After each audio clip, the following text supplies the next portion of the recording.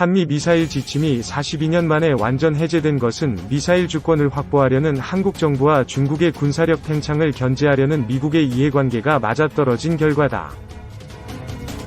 한국 정부는 미사일 개발은 물론이고 우주산업 발전의 속도를 낼 발판을 마련했다.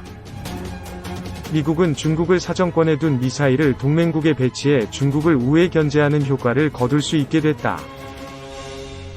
문재인 대통령과 조 바이든 미국 대통령이 21일 현지 시간 미국 워싱턴에서 열린 정상회담에서 한미 미사일 지침 종료를 선언하면서 한국은 모든 형태의 탄도미사일을 유연하게 개발할 수 있게 됐다. 미사일 지침은 박정희 정권 때인 1979년 국제사회 미사일 기술 확산 억제를 명분으로 제정됐으나 미사일 우주 연구에 족쇄로 작용했다. 그간 4차례 개정을 통해 최대 사거리를 180km에서 800km까지 늘리고 탄두 중량 제한을 없애 대북 방어용 미사일 개발 제한은 푼 상태였다. 지침의 완전 종료로 북한뿐 아니라 동북아 전역을 사정권에 둔 사거리 1000km 이상 중거리 탄도미사일 IRBM을 독자적으로 개발, 배치할 수 있게 됐다. 문 대통령은 지침 종료를 기쁜 마음으로 전한다고 반겼지만 중국, 러시아, 일본이 예민하게 반응할 가능성이 크다. 아울러 군 당국이 비밀리에 개발해온 비닉무기 현무-4 등 탄도미사일 개발과 업그레이드에 탄력이 붙을 수 있다. 현무-4는 미사일 지침에 묶여 탄두 중량 2톤 사거리 800km로 개발됐다. 군 당국은 사거리와 탄두 중량 가운데 한쪽이 늘어나면 다른 한쪽이 줄어드는 트레이드오프를 적용해 탄두 중량을 늘려 사거리를 줄이거나 탄두 중량을 낮추고 사거리를 늘리는 방식으로 시험평가를 해온 것으로 알려졌다. 문 대통령이 지난해 7월 국방과학연구소 ED를 방문해 세계 최고 수준의 탄두 중량을 갖춘 탄도미사일 개발에 성공했다고 하면서도 현무-4라고 호명하지 못한 것도 이런 제안 때문이었다. 류성엽 21세 기군사연구소 전문연구위원은 23일 4차례 지침 개정은 기술 개발을 보장하는 수준이었지. 실전 배치가 가능하도록 시험평가까지 보장한 건 아니었다. 며 지침 종료로 테스트도 우리 뜻대로 할 수 있게 됐다고 말했다. 사거리가 핵심인 잠수함 발사탄도미사일 SLBM 개발에도 속도가 붙게 됐다. 군은 지난해 말 SLBM 지상 사출 시험까지 마쳤다.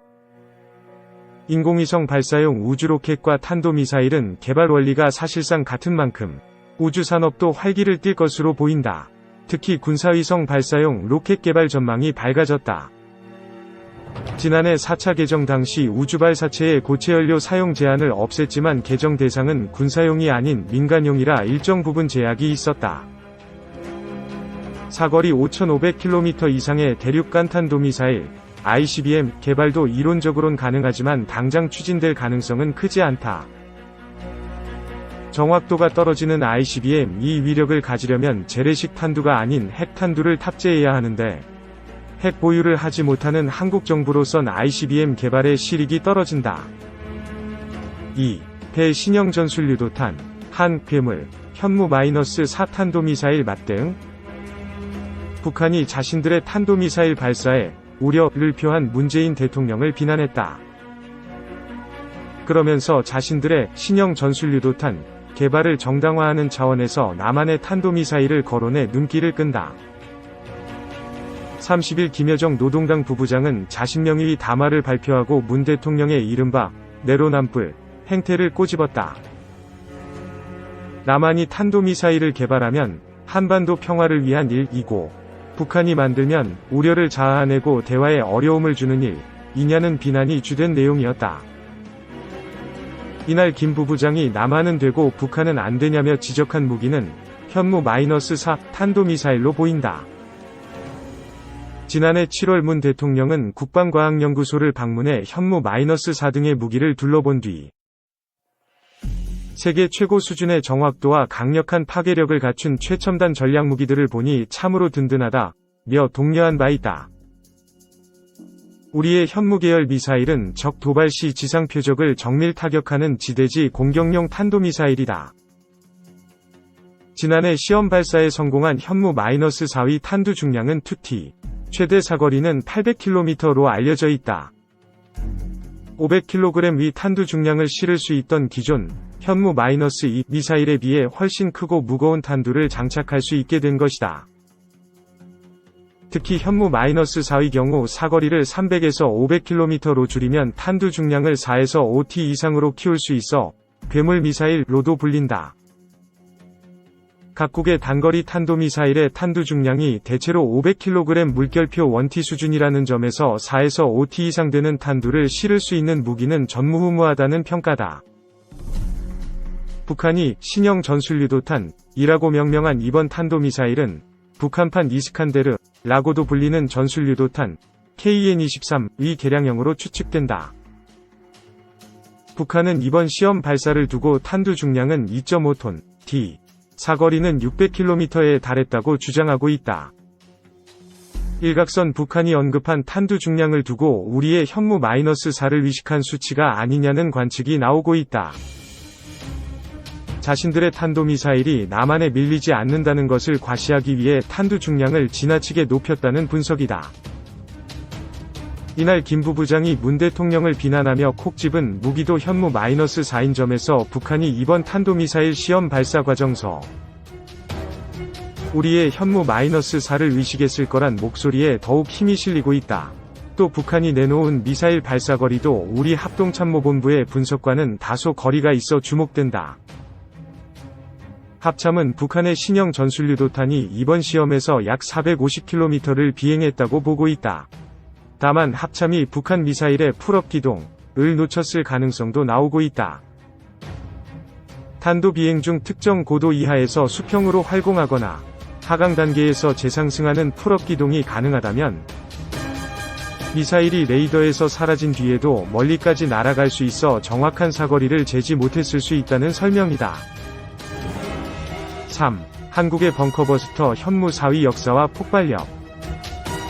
현무-4는 현재 대한민국이 개발한 2톤의 탄두를 장착한 세계 최고의 벙커버스터이며 차후 개발될 B형은 무려 탄두 4톤을 장착하는 미사일이다. 2017년 9월 3일 북한이 6차 핵실험을 단행하자 4일 트럼프 대통령은 문재인 대통령에게 전화를 걸어 탄두 중량 해제 요청을 받아들였다. 북한의 6차 핵실험 이전에 한국은 탄두 중량 증가를 계속 요청해왔다. 탄두 중량 2T인 현무-4 미사일이 개발되면 미사일이 마하 10가량의 속도로 지상에 낙하하기 때문에 이를 감안해서 항공기에서 투하하는 GBU-28 인하 벙커버스터 GBU-57보다 이 3배의 파괴력과 지하 관통력을 가질 것이어서 전술 핵무기급의 전략무기가 될 것이라고 평가하는 사람도 있으나 이는 심히 과장된 것이다. 일반적으로 전술핵의 위력은 20물결표수 KT 정도이며 현무-4위 탄두가 2T 물결표 4T이므로 전술핵의 0.1% 화력밖엔 못 낸다. 재래식 화약으로 그 정도의 위력을 낼 수 있었으면 굳이 핵무기를 개발할 필요도 없었을 것이다. 물론 이것은 사실이나 파괴력은 TNT 파괴력을 기준으로 하고 있어 최근의 신형 탄두는 TNT 대비 1.8배 이상 된다.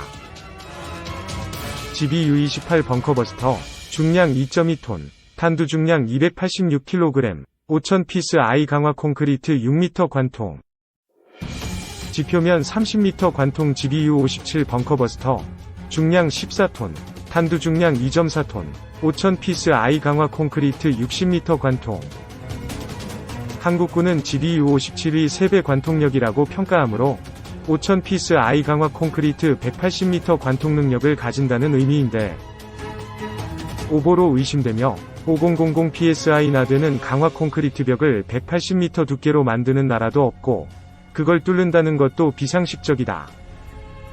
하지만 GBU-57보다는 가볍지만 낙하 속도가 마하 8인 관계로 에너지를 계산하면 더 높게 나오기에 GBU-57보다 더 관통력이 좋을 수도 있다.